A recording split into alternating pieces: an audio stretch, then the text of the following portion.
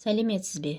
Сезондық аллергия, полиноз, өсімдіктердің гүлденуіне, тозаң, саңырауқұлақтар спораларына иммунитеттің жоғары реакциясы.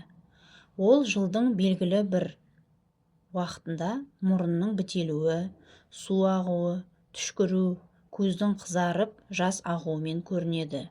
Емдеу үшін антигистаминдік препараттар, мұрын спрейлері қолданылады. Алдын алу үшін аллергендермен байланысты азайту және ылғалды тазалықтың маңызы бар. Сезондық аллергияның негізгі себептері мен кезеңдері. Көктем, сәуір, мамыр. Ағаштардың гүлдеуі, қайың, емен, үйеңкі. Жаз, маусым, шілде. Дәнді дақылдар мен шалғын шөптер. Тимофеевка, мятлик, терек мамығы. Жаз соңы, күз. Тамыз, қыркүйек. Арам шөптер, амброзия, жусан, лебеда.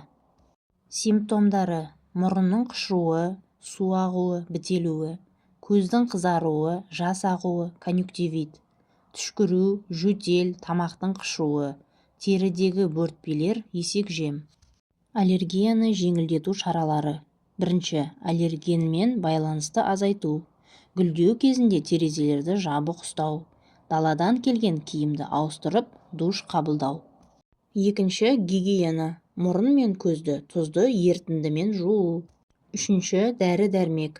Дәрігердің нұсқауымен антигистаминдік және қабынуға қарсы спрейлерді қолдану. Төртінші, диета. Гүлдеу кезінде крес гүлділер, алма, жаңғақ, бал сияқты аллергенді өнімдерді шектеу. Сезондық аллергиядан жеңіл өту үшін осы 4 амалды жасаңыз. Ең бірінші, ішектерді тазалауыңыз керек. Ол үшін смекта, полисорб, активированный уголь сияқты дәрілерді 1 апта бойы ішіп, ішегіңізді тазалап алыңыз. Есіңізде болсын, осы дәрілерді ішкенде үйде болғаныңыз дұрыс.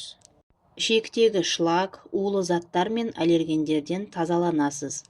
Содан кейін хилакфорте, линекс, лактон, нормабак, энтерожермина сияқты пребиотиктерді 40 күн бойы ішіңіз. Бұл ішектегі микрофлораларды қалпына келтіреді, иммунитетті көтереді.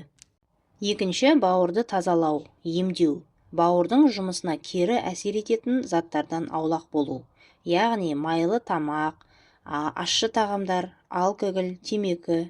Бауырды үй жағдайында тазалап емдеу туралы менің парақшамда керемет рецепттер таба аласыздар. Үшінші, ол стресс пен депрессиядан аулақ болуыңыз керек. Себебі стресс кезінде кортизол гормоны көбейіп,